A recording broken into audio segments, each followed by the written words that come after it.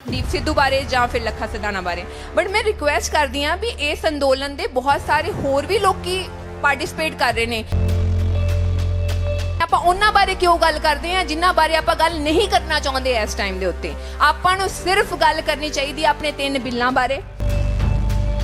ਮੇਰੇ ਤੇ ਜੇ ਕੱਲ ਨੂੰ ਕੋਈ ਪਰਚਾ ਹੁੰਦਾ ਹੈ ਜਾਂ ਮੇਰੇ ਤੇ ਕੁਛ ਨਾ ਕੁਛ ਹੁੰਦਾ, ਮੈਂ ਆਪਣੀ ਜ਼ਿੰਮੇਵਾਰੀ ਖੁਦ ਚੁੱਕਦੀ ਹਾਂ। ਮੈਂ ਨਹੀਂ ਚਾਹੁੰਦੀ ਕਿ ਮੈਂ ਆਪਣੇ ਕਿਸਾਨ ਜਥੇਬੰਦੀ ਦੇ ਲੀਡਰਸ ਨੂੰ ਕਿਸੇ ਤਰੀਕੇ ਦੀ ਟੈਨਸ਼ਨ ਦੇਵਾਂ। ਇੱਥੇ ਕੋਈ ਖਾਲਿਸਤਾਨੀ ਨਹੀਂ ਬੈਠੇ ਜਾਂ ਇੱਥੇ ਇਕੱਲੇ ਕਾਮਰੇਡ ਨਹੀਂ ਬੈਠੇ ਜਾਂ ਇੱਥੇ ਕੋਈ ਮਾਓਵਾਦੀ ਨਹੀਂ ਬੈਠੇ। ਇੱਥੇ ਸਾਰੇ ਭਾਈਚਾਰੇ ਦੇ ਲੋਕ ਬੈਠੇ ਨੇ। ਮੈਨੂੰ ਲੱਗਦਾ ਵੀ ਮੇਰੇ ਬਾਬਿਆਂ ਨਾਲੋਂ ਜਾਂ ਮੇਰੀਆਂ ਬੀਬੀਆਂ ਨਾਲੋਂ ਜਿਹੜਾ ਘਰ-ਬਾਰ ਛੱਡ ਕੇ ਇੱਥੇ ਬੈਠੇ, ਇਹਨਾਂ ਤੋਂ ਜ਼ਿਆਦਾ ਇੰਪੋਰਟੈਂਟ ਕੋਈ ਨਹੀਂ ਹੈਗਾ। ਇਹਨਾਂ ਤੋਂ ਇੰਪੋਰਟੈਂਟ ਕੋਈ ਹੋ ਵੀ ਨਹੀਂ ਸਕਦਾ। ਮੈਂ ਨਵਦੀਪ ਬਾਰੇ ਪਤਾ ਕੀਤਾ ਜਿੰਨਾ ਮੇਰੇ ਤੋਂ ਹੋ ਸਕਿਆ ਸਾਰੇ ਐਂਗਲਸ ਤੋਂ।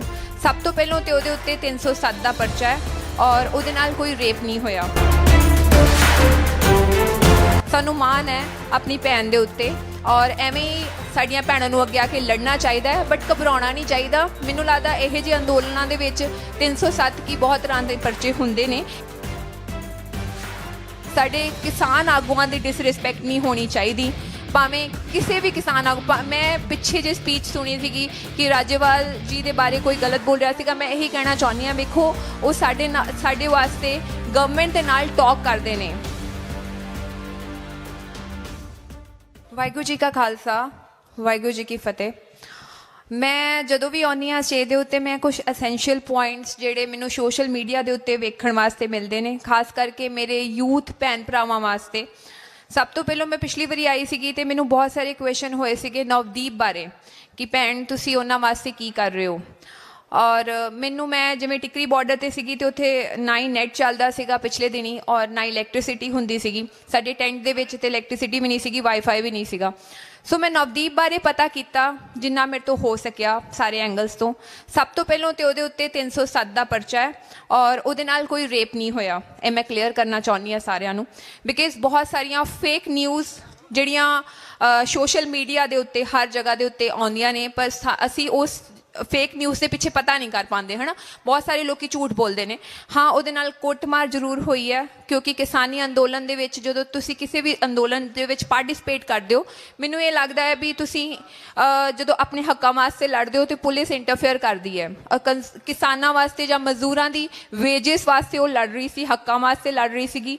ਸਾਨੂੰ ਮਾਣ ਹੈ ਆਪਣੀ ਭੈਣ ਦੇ ਉੱਤੇ ਔਰ ਐਵੇਂ ਹੀ ਸਾਡੀਆਂ ਭੈਣਾਂ ਨੂੰ ਅੱਗੇ ਆ ਕੇ ਲੜਨਾ ਚਾਹੀਦਾ ਹੈ, ਬਟ ਘਬਰਾਉਣਾ ਨਹੀਂ ਚਾਹੀਦਾ। ਮੈਨੂੰ ਲੱਗਦਾ ਇਹੋ ਜਿਹੇ ਅੰਦੋਲਨਾਂ ਦੇ ਵਿੱਚ 307 ਕੀ ਬਹੁਤ ਤਰ੍ਹਾਂ ਦੇ ਪਰਚੇ ਹੁੰਦੇ ਨੇ, ਕਿਉਂਕਿ ਜਦੋਂ ਤੁਸੀਂ ਆਪਣੀ ਆਵਾਜ਼ ਬੁਲੰਦ ਕਰਦੇ ਹੋ ਸਰਕਾਰ ਦੇ ਖਿਲਾਫ ਤੇ ਸਰਕਾਰ ਕਿਸੇ ਨਾ ਕਿਸੇ ਤਰੀਕੇ ਨਾਲ ਜਾਂ ਕਿਸੇ ਨਾ ਕਿਸੇ ਰੂਪ ਦੇ ਵਿੱਚ ਤੁਹਾਨੂੰ ਡਿਸਟਰਬ ਕਰਦੀ ਹੈ। ਸੋ ਇਹ ਬਹੁਤ ਵੱਡੀ ਚੀਜ਼ ਸੀਗੀ ਜਿਹੜੀ ਮੈਨੂੰ ਕਲੀਅਰ ਕਰਨੀ ਸੀਗੀ ਮੇਨ ਸਟੇਜ ਦੇ ਉੱਤੇ ਆ ਕੇ। ਬਾਕੀ ਮੇਰੀ ਹੱਥ ਜੋੜ ਕੇ ਬੇਨਤੀ ਹੈ ਸਾਰੇ ਮੇਰੇ ਯੂਥ ਅੱਗੇ ਜਿਹੜੇ ਸੋਸ਼ਲ ਮੀਡੀਆ ਯੂਜ਼ ਕਰਦੇ ਨੇ, ਖਾਸ ਕਰਕੇ ਮੇਰੇ ਭਰਾ ਮੇਰੀਆਂ ਭੈਣਾਂ, ਕਿ ਸਾਡੇ ਜਿਹੜੇ ਕਿਸਾਨ ਆਗੂ ਨੇ, ਸਾਡੇ ਜਿੰਨੇ ਵੀ ਜਥੇਬੰਦੀਆਂ ਦੇ ਲੀਡਰਸ ਨੇ, ਅਸੀਂ ਪਹਿਲੇ ਦਿਨ ਤੋਂ ਉਹਨਾਂ ਦੀ ਅਗਵਾਈ ਦੇ ਨਾਲ ਜੁੜੇ ਸੀਗੇ ਔਰ ਉਹਨਾਂ ਦੀ ਅਗਵਾਈ ਦੇ ਨਾਲ ਇੱਥੇ ਆ ਕੇ ਬੈਠੇ ਸੀਗੇ। ਅਸੀਂ ਜਿੰਨੇ ਵੀ ਕਲਾਕਾਰ ਹਾਂ, ਅਸੀਂ ਉਹਨਾਂ ਦੀ ਬਹੁਤ ਰਿਸਪੈਕਟ ਕਰਦੇ ਹਾਂ ਔਰ ਬੇਸਿਕਲੀ ਕਿਸੇ ਵੀ ਸਟੇਜ ਦੇ ਉੱਤੋਂ ਜਾਂ ਕਿਸੇ ਵੀ ਸੋਸ਼ਲ ਮੀਡੀਆ ਦੇ ਉੱਤੇ ਸਾਡੇ ਕਿਸਾਨ ਆਗੂਆਂ ਦੀ ਡਿਸਰਿਸਪੈਕਟ ਨਹੀਂ ਹੋਣੀ ਚਾਹੀਦੀ, ਭਾਵੇਂ ਕਿਸੇ ਵੀ ਕਿਸਾਨ ਆਗੂ। ਮੈਂ ਪਿੱਛੇ ਜੇ ਸਪੀਚ ਸੁਣੀ ਸੀਗੀ ਕਿ ਰਾਜੇਵਾਲ ਜੀ ਦੇ ਬਾਰੇ ਕੋਈ ਗਲਤ ਬੋਲ ਰਿਹਾ ਸੀਗਾ। ਮੈਂ ਇਹੀ ਕਹਿਣਾ ਚਾਹੁੰਦੀ ਹਾਂ, ਵੇਖੋ ਉਹ ਸਾਡੇ ਵਾਸਤੇ ਗਵਰਨਮੈਂਟ ਦੇ ਨਾਲ ਟਾਕ ਕਰਦੇ ਨੇ, ਠੀਕ ਹੈ। ਉਹ ਜਾ ਕੇ ਟੇਬਲ ਟਾਕ ਕਰਦੇ ਨੇ। ਜੇ ਅਸੀਂ ਉਹਨਾਂ ਦੀ ਰਿਸਪੈਕਟ ਨਹੀਂ ਕਰਾਂਗੇ ਤੇ ਗਵਰਨਮੈਂਟ ਕਿੱਥੋਂ ਰਿਸਪੈਕਟ ਕਰੂਗੀ। ਆਪਾਂ ਨੂੰ ਰਿਸਪੈਕਟ ਕਰਨੀ ਚਾਹੀਦੀ ਆ ਉਹਨਾਂ ਦੀ, ਉਹਨਾਂ ਬਾਰੇ ਕੁਝ ਗਲਤ ਨਹੀਂ ਬੋਲਣਾ ਚਾਹੀਦਾ, ਹੈ ਨਾ। ਆਪਾਂ ਨੂੰ ਜੇ ਕੋਈ ਗਿਲਾ ਸ਼ਿਕਵਾ ਹੈਗਾ ਆ, ਅਸੀਂ ਉਹਨਾਂ ਦੇ ਕੋਲ ਜਾ ਕੇ ਉਹਨਾਂ ਦੇ ਨਾਲ ਗੱਲ ਕਰ ਸਕਦੇ ਹਾਂ। ਮੈਨੂੰ ਲੱਗਦਾ ਵੀ ਆਪਾਂ ਸਾਰੀ ਇੱਕ ਫੈਮਿਲੀ ਵਾਂਗੂ ਬੈਠੇ ਹਾਂ। ਘਰ ਦੇ ਵਿੱਚ ਵੀ 100 ਪ੍ਰੋਬਲਮਸ ਹੁੰਦੀਆਂ ਨੇ, ਘਰ 'ਚ ਆਪਾਂ ਲੜ ਲੈਂਦੇ ਹਾਂ, ਇੱਕ ਕਮਰੇ ਦੇ ਵਿੱਚ ਬਾਹ ਕੇ ਜਾ ਕੇ ਸੌਟ ਆਊਟ ਕਰ ਲੈਂਦੇ ਹਾਂ। ਜੇ ਤੁਹਾਨੂੰ ਕਿਸੇ ਵੀ ਲੀਡਰ ਤੋਂ ਕੋਈ ਪ੍ਰੋਬਲਮ ਆ, ਤੁਸੀਂ ਉਹਨਾਂ ਦੇ ਕੋਲ ਜਾ ਕੇ ਬਹਿ ਕੇ ਗੱਲ ਕਰ ਸਕਦੇ ਹੋ, ਬਜਾਏ ਕਿ ਆਪਾਂ ਆਪਣੀ ਭੰਡੀ ਕਰੀਏ ਸੋਸ਼ਲ ਮੀਡੀਆ ਦੇ ਉੱਤੇ ਗਲਤ ਕਿਸੇ ਵੀ ਤਰੀਕੇ ਦੀਆਂ ਗੱਲਾਂ ਕਰਕੇ। ਕਿਉਂਕਿ ਆਪਾਂ ਨੂੰ ਆਪਣੇ ਲੂਪ ਜਾਂ ਕਿਸੇ ਵੀ ਤਰੀਕੇ ਦੀ, ਜਿਵੇਂ ਅੱਗੇ RSS ਨੇ ਜੋ 26 ਤਰੀਕ ਨੂੰ ਕੀਤਾ ਹੈ, ਅਸੀਂ ਉਹ ਭੁੱਲਣਾ ਚਾਹ ਰਹੇ ਹਾਂ ਉਹ ਮਿਸਟੇਕ ਨੂੰ, ਹੈ ਨਾ। ਵੀ ਧਰਮ ਦੇ ਨਾਮ ਦੇ ਉੱਤੇ ਦੰਗੇ ਫਸਾਦ ਕਰਾਉਣਾ ਉਹਨਾਂ ਦੀ ਨੀਤੀ ਆ, ਜਿਵੇਂ ਗੁਜਰਾਤ ਦੇ ਵਿੱਚ ਕੀਤੇ ਜਾਂ ਜਾਟ ਅੰਦੋਲਨ 'ਚ ਕੀਤਾ। ਹੁਣ ਸਭ ਤੋਂ ਵੱਡੀ ਐਗਜ਼ਾਮਪਲ ਹੈ ਕਿ ਹਿੰਦੂ ਸਿੱਖ ਭਾਈਚਾਰਾ ਇਸ ਟਾਈਮ ਤੇ ਇਸ ਸਟੇਜ ਦੇ ਉੱਤੇ ਹੈ। इस तो वड्डी कोई चीज़ नहीं हो सकती, इस तो वड्डा कोई जवाब नहीं हो सकता मोदी सरकार नूं कि असी सारे इकट्ठे हैं और ये साडा एक लोक स्टेज है। इत्थे कोई खालिस्तानी नहीं बैठे, जां इत्थे इकल्ले कॉमरेड नहीं बैठे, जां इत्थे कोई माओवादी नहीं बैठे, इत्थे सारे भाईचारे दे लोग बैठे ने और असी भारत दे देश निवासी हाँ। सो मेरी दिलों रिक्वेस्ट है कि तुसी सारे जाने जिथे भी सोशल मीडिया के उत्ते वेखदे हो कि जिथे भी साडे किसी भी जथेबंदी के लीडर्स की कोई डिसरिस्पैक्ट कर रहा, जां कोई गल कर रहा, जां कोई स्टेज पर भी बोलता है, तुसी आप भी अपनी जिम्मेवारी समझ के जां एक वॉलंटियर बन के उन्होंने रोक सकते हो। बिकॉज जे आपां उन्हां दी इज्जत नहीं करांगे ना तो सरकार नूं ते अगे इहो जिहियां गल्लां चाहीदियां ने कि वो उन्हां दी डिसरिस्पैक्ट ना करन। सानूं सारिआं नूं मिल जुल के चलण दी लोड़ है इस टाइम दे उत्ते और मिल जुल के चलना चाहिए है। और अपनी किसान जथेबंदियां दी जो भी अगवाही है और बेसिकली सब तो ज़्यादा प्रैशर इस तरीके नाल बन सकता है सरकार दे उत्ते कि जे आपां सिर्फ इस टाइम दे उत्ते मुद्दा की बनिया। कल मैं कैनेडा एक इंटरव्यू कर रही सीगी जी, उत्थे सिर्फ गल चलती है दीप सिद्धू बारे जां फिर लखा सिधाना बारे, बट मैं रिक्वेस्ट करती हाँ भी इस अंदोलन दे बहुत सारे होर भी लोग पार्टिसिपेट कर रहे हैं। मेरिया मावां भैणां इत्थे बैठियां ने, दिन रात इत्थे बैठियां रहिंदियां ने, मेरे बजुर्ग बाबे इत्थे बैठे रहिंदे ने, मेरे किन्ने बजुर्गां दी इत्थे शहादत हो गई, आपां उन्हां बारे क्यों नहीं गल करदे?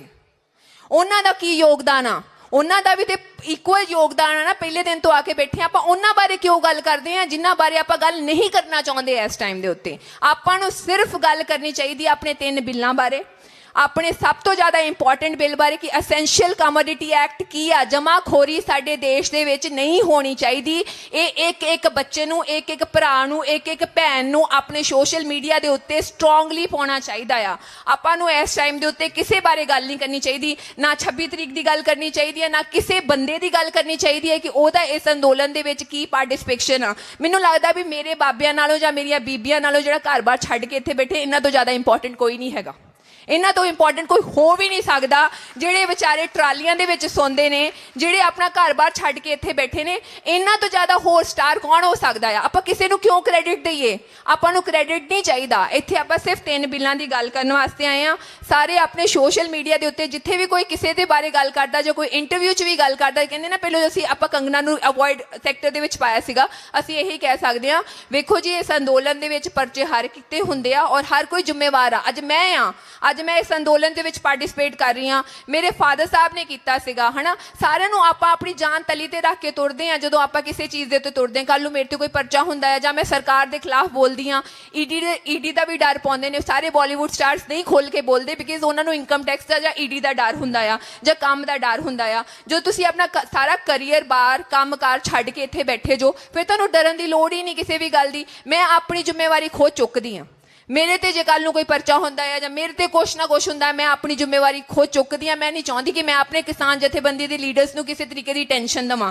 उन्हां कोल ते ऑलरेडी बहुत ज़्यादा स्ट्रैस आ इस टाइम दे उत्ते। इन्ने सारे लोकी हाँ, इत्थे उन्हां दी जिम्मेवारी कि उन्हां नूं डिसिपलिन तरीके दे नाल रखना है, सरकार दे नाल एक प्रैशर बना के गल करनी है। जे आपां उन्हां दा साथ नहीं देवांगे तो कौन दऊगा? इस टाइम ते आपां नूं यूनिटी की लोड़ है, इस टाइम ते आपां नूं लोकां दी लोड़ है। इकट्ठे होके एकजुट होके सारिआं नूं बहन की लोड़ है, उन्हां दा साथ देण की लोड़ है, ताकि आप सारे मिलजुल के दबाव बनाइए सरकार के उत्ते, ताकि आप जो एक्ट्स आ जो असेंशियल कमोडिटी एक्ट जमाखोरी वाला एक्ट जे कैंसल हो गया ना, सारे अंबानी अंडानी भज जाएंगे क्योंकि उन्होंने बिजनेस नहीं हो सकता इस तो इलावा। बस आपको इस टाइम पर बिलों के उत्ते गल करने की लोड़ है सारिਆਂ ਨੂੰ, बजाय कि किसी होर बंदे बारे गल करिए। वाहिगुरू जी का खालसा, वाहिगुरू जी की फतेह।